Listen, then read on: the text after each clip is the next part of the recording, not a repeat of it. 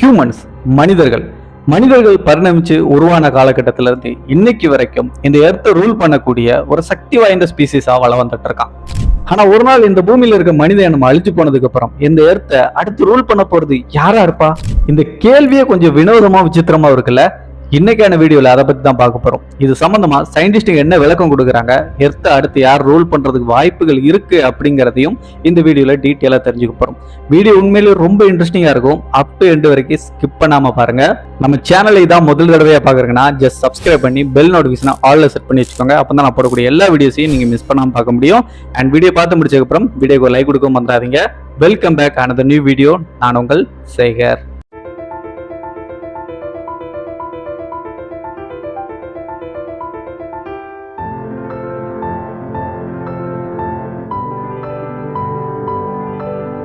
இன்னைக்கு தேதிக்கு பூமியில நம்ம கண்டுபிடிச்சது மட்டும் இல்லாம கண்டுபிடிக்காத பல கோடி உயிரினங்கள் இந்த பூமியில வாழ்ந்துட்டு இருக்கு. அப்படி உயிர்கள் வாழக்கூடிய இந்த பூமியில மனிதர்களாகிய நம் இனம் மட்டும்தான் இந்த பூமியில இப்போதைக்கு ஆதிக்கம் செலுத்தக்கூடிய ஒரு உயிரினமா வாழ்ந்துட்டு இருக்கோம். ஆனா நமக்கு முன்னாடியே இந்த பூமி உருவாகி உயிர்கள் வாழ்றதுக்கு ஏற்ற மாதிரி சூழல் அமைந்ததுக்கு அப்புறம் பூமியில 6 உயிரினங்கள் நமக்கு முன்னாடியே ஆதிக்கம் செலுத்தி வாழ்ந்திருக்கு. அதாவது 6 ஸ்பீசிஸ் இந்த பூமியில ஆதிக்கம் செலுத்தி இருக்கு.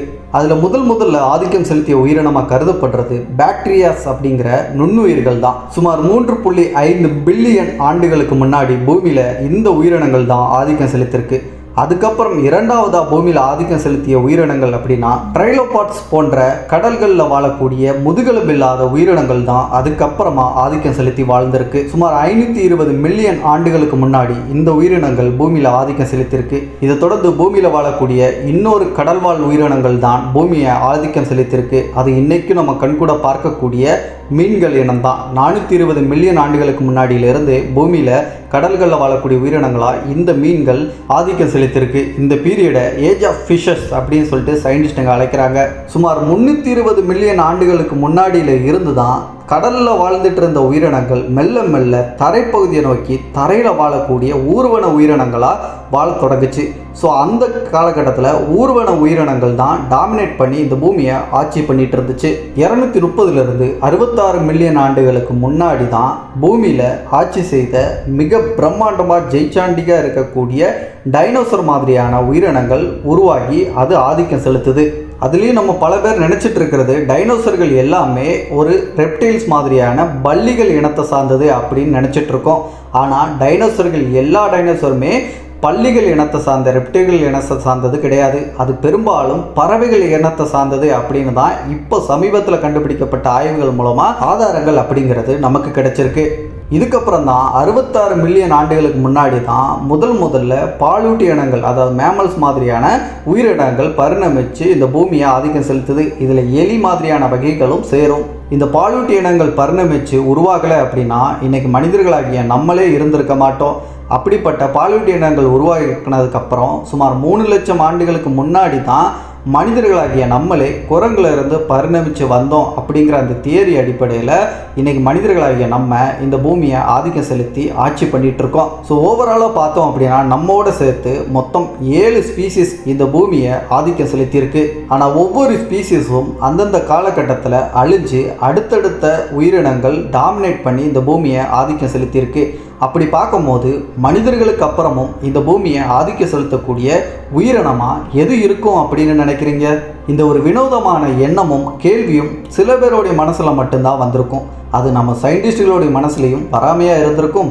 அப்படிப்பட்ட சயின்டிஸ்டுகளே இதுக்கு என்ன மாதிரியான விளக்கங்கள் கொடுக்குறாங்க, மனிதர்களுக்கு பிறகு பூமியை ஆதிக்கம் செலுத்த போவது யார் அப்படிங்கிற கேள்விக்கு விடையா என்ன சொல்கிறாங்கிறத தெரிஞ்சுப்போம். விஞ்ஞானிகள் என்ன சொல்கிறாங்கன்னா, பூமியில் ஒரு உயிரினம் ஆதிக்கம் செலுத்தணும் அப்படின்னா அதோட எண்ணிக்கை அடிப்படையை கொண்டு ஆதிக்கம் செலுத்துறது முடிவு செய்யப்படாது. அதை தாண்டி அது இந்த பூமியில் வாழக்கூடிய உயிரினங்கள் எதுவாக இருந்தாலும் அது எல்லா சூழ்நிலைக்கு ஏற்ற மாதிரி சர்வே ஆகக்கூடிய தன்மையில் இருக்கணும். அதே நேரத்தில் அதோடைய புத்திசாலித்தன்மையும் அதிகமாக இருக்கணும்.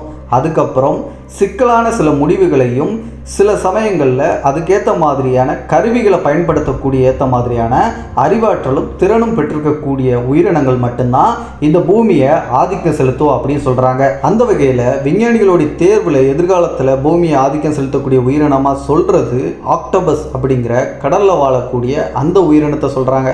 ஆக்டோபஸ் எப்படிடா எதிர்காலத்தில் பூமியில் மனிதர்களுக்கு அப்புறம் பூமியை ஆதிக்கம் செலுத்தும் அப்படிங்கிற கேள்வி வரும்ல. அதுக்கு நான் முதல்ல சொன்ன சில காரணங்களை அடிப்படையாக வச்சு தான் இந்த ஆக்டோபஸே சயின்டிஸ்டுங்க தேர்வு செய்கிறாங்க. ஆக்டோபஸ்களுக்கு 3 இதயங்களும் 9 மூளை போன்ற நரம்பு அமைப்புகள் அப்படிங்கிறது இருக்குது. அதோடைய ஒவ்வொரு கைகளுக்கும் தனித்தனி நரம்பு கட்டுப்பாட்டு அமைப்புகள் அப்படிங்கிறது இருக்குது. ஆக்டோபஸ்கள் மிகவும் புத்திசாலியான உயிரினமாக கருதப்படுது. இதை ஒரு ஜாடிக்குள்ளே போட்டு நீங்கள் அடைச்சி வச்சா கூட அந்த ஜாடியோடைய மூடியை அதுக்கு எளிதாக திறக்கக்கூடிய ஏற்ற மாதிரியான அந்த அளவுக்கு புத்திசாலித்தனமான திறன் அப்படிங்கிறது இருக்குது. சில தீர்வுகள், கடினமான தீர்வுகளை அதால் ஈஸியாக விடை கண்டுபிடிக்கக்கூடிய அளவுக்கு புத்திசாலித்தனமானது. சில சமயங்களில் சில கருவிகளை கூட அதால் பயன்படுத்த முடியும். சில கடினமான சூழலில் கூட ஆக்டோபஸ்களால் சர்வே பண்ண முடியும். இதை வச்சு தான் ஆக்டோபஸ் கூட இந்த பூமியில் மனிதர்கள் அழிந்ததுக்கப்புறம் ஆதிக்கம் செலுத்தக்கூடிய ஒரு உயிரினமாக இருக்கலாம் அப்படின்னு விஞ்ஞானிகள் தேர்வு செய்கிறாங்க. விஞ்ஞானிகள் 2ஆவதாக தேர்வு செஞ்சு சொல்லக்கூடிய ஒரு ஸ்பீசிஸ் அப்படின்னா அது எலிகள் தான். பூமி கண்ட பல பேரழிவுகளை இந்த எலிகள் அப்படிங்கிற இந்த இனம் சந்திச்சிருக்கு. அப்படி சந்திச்சும் கூட இன்னைக்கு வரைக்கும் சர்வே ஆகிக்கிட்டு இருக்கு. அது மட்டும் இல்லாமல் ஆக்டோபஸ் போன்று எலிகளும் புத்திசாலியான ஒரு உயிரினமாக கருதப்படுது. காடுகள் மற்றும் நகரங்கள்லேயும் வாழக்கூடிய திறனை எலிகள் அப்படிங்கிறது பெற்றிருக்கு. அதை தாண்டி எந்த சூழலாக இருந்தாலும் சர்வே ஆகக்கூடிய திறன் அப்படிங்கிறது எலிகளுக்கு இருக்குது. வேகமாக இனப்பெருக்கம் செய்யக்கூடிய அந்த ஒரு விஷயமும் எலிகளுக்கு ஒரு பலமாக அமையுது. உணவை ஈஸியாக எளிதில் எங்கே இருந்தாலும் கண்டுபிடிக்கக்கூடிய ஆற்றல் அப்படிங்கிறதும் எலிகளுக்கு இருக்குது. எந்த சூழலையும் சர்வே ஆகக்கூடிய திறனும் இனப்பெருக்க திறன் அப்படிங்கிறதும் வேகமாக இருக்கிறதுனாலையும் புத்திசாலித்தன்மையாக இருக்கிறதுனால எலிகள் கூட எதிர்காலத்தில் பூமியை ஆதிக்கம் செலுத்தலாம் அப்படின்னு சொல்கிறாங்க. க்ரௌஸ், காகங்கள், காக்கா அப்படின்னு அழைக்கப்படுற இந்த பறவை இனம் நம் பூமியில் நம்ம தமிழ்நாட்டில் நம்ம அதிகமாக பார்க்கக்கூடிய ஒன்றா இருக்குது. தினமும் காலையில் நீங்கள் கண்டிப்பாக பார்ப்பீங்க. அப்படிப்பட்ட இந்த காகங்கள் எவ்வளோ புத்திசாலித்தனமான ஒரு உயிரினம்னு தெரியுமா உங்களுக்கு? காகங்களுடைய அறிவுத்திறன் அப்படிங்கிறது 7 வயது மனித குழந்தையோடைய அறிவுத்திறனுக்கு இணையாக இருக்கும் அப்படின்னு சொல்கிறாங்க. மனிதர்களுடைய முக அமைப்புகளை எளிதில் ஞாபகம் வச்சு கொள்ளக்கூடிய திறன் அப்படிங்கிறதும் காகங்களுக்கு இருக்குது. இந்த காகங்களால் கருவிகளை பயன்படுத்தி கூட சில விஷயங்களை செய்ய முடியும். சில சிக்கலான விஷயங்களை கூட இதால் ஈஸியாக சால்வ் பண்ணக்கூடிய திறன் அப்படிங்கிறது காக்காக்களுக்கு இருக்குது. எக்ஸாம்பிள், ஒரு ஜாடியில் தண்ணியை கம்மியாக வச்சுட்டு நீங்கள் ஒரு காக்காவை பக்கத்தில் விட்டிங்கன்னா அந்த காக்காவுக்கு தாகம் எடுக்கும் போது அந்த ஜாடியை பார்த்து தண்ணி கீழே இருக்குது அப்படிங்கிறத புரிஞ்சுக்கிட்டு அதில் கற்களை போட்டு தண்ணியை மெல்ல மெல்ல அந்த கற்களை போடும் போது மேலே வரும்போது அதுக்கப்புறம் அந்த தண்ணியை கரெக்டாக குடிக்கக்கூடிய அளவுக்கு திறன் அப்படிங்கிறது, அந்த அறிவுத்திறன் அப்படிங்கிறது இருக்குது. இந்த காரணங்களாலே மனிதர்கள் இல்லாத உலகத்தில் காகங்கள் கூட இந்த பூமியை ஆதிக்கம் செலுத்தலாம் அப்படின்னு சொல்கிறாங்க. கடுகு சிறுத்தாலும் காரம் குறையாது அப்படிங்கிற ஒரு வாக்கியத்தை நம்ம தமிழில் சொல்லி கேள்விப்பட்டிருப்போம். அதுக்கு ஏற்ற மாதிரி நம்ம பூமியில் வாழக்கூடிய ஒரு உயிரினம் தான் எறும்புகள் அப்படிங்கிற அந்த ஆண்ட். இந்த எறும்புகள் சின்னதாக இருக்குன்னு நம்ம அசால்ட்டாக நினைக்கிறோம். ஆனால் மனிதர்களே பல பாடங்களை எறும்புக்கிட்ட இருந்து கற்றுக்கக்கூடிய அளவுக்கு பல விஷயங்களை இந்த பூமியில் இந்த எறும்புகள் பண்ணிகிட்ருக்கு. தோராயமாக பூமியில் எவ்வளோ எறும்புகள் இருக்குன்னு நினைக்கிறீங்க? கிட்டத்தட்ட 20 குவாட்ரில்லியன் எறும்புகள் பூமியில் இருக்குதான். அதாவது மனிதர்களை விட பூமியில் அதிகமாக இருக்கக்கூடிய ஒரு உயிரினமாக இந்த எறும்புகள் அப்படிங்கிறது இருக்குது. மனிதர்களை விட ரொம்ப கஷ்டமான சில டாஸ்க்குகளை எறும்புகளால் ஈஸியாக சால்வ் பண்ண முடியும். அதை அறிவியல் பூர்வமாகவே நிரூபிச்சிருக்காங்க. மனிதர்களை போலவே எறும்புகளுடைய அந்த காலனி அப்படிங்கிறது ராணி, வீரர்கள், தொழிலாளர்கள் அப்படின்னு 3 பிரிவுகளை கொண்ட ஒரு கூட்டமாக அந்த கூட்டுக்குள்ளே வாழ்ந்துட்டு இருக்கும். அதில் ஒவ்வொரு பிரிவில் இருக்கக்கூடிய எறும்புகளும் தங்களுடைய வேலைகளை பிரித்து செய்யும். தன்னுடைய உடல் எடையை விட 10லிருந்து 50 மடங்கு எடை அதிகமாக இருக்கக்கூடிய எடைகளை தூக்கக்கூடிய திறன் எறும்புகளுக்கு இருக்குது. மனிதர்கள் பூமியில் விவசாயம் பண்ணுறாங்க அப்படிங்கிறது நமக்கு தெரியும். ஆனால் எறும்புகளும் விவசாயம் பண்ணும் அப்படிங்கிற விஷயம் உங்களில் எத்தனை பேருக்கு தெரியும்? எறும்புகளை சில சமயங்களில் சில இலைகளை தூக்கிட்டு போகிறத நீங்கள் பார்த்துருப்பீங்க வாழ்க்கையில் ஒரு தடவையாச்சு. அந்த இலைகளை தூக்கிட்டு போய் அது என்ன செய்யணும்னு நினைக்கிறீங்க? அதோடைய கூட்டுக்குள்ளே தூக்கிட்டு போய் அதை பூஞ்சைகள் வளர்க்குறதுக்கு ஏற்ற மாதிரி அதை தயார்படுத்தி அந்த பூஞ்சைகளை அது உணவாக எடுத்துக்கும். சிம்பிளாக சொன்னால் எறும்புகளுக்கு தேவையான உணவை தானே உற்பத்தி பண்ணி அது உணவாக எடுத்துக்கொள்ளக்கூடிய திறன் எறும்புகளுக்கு இருக்குது.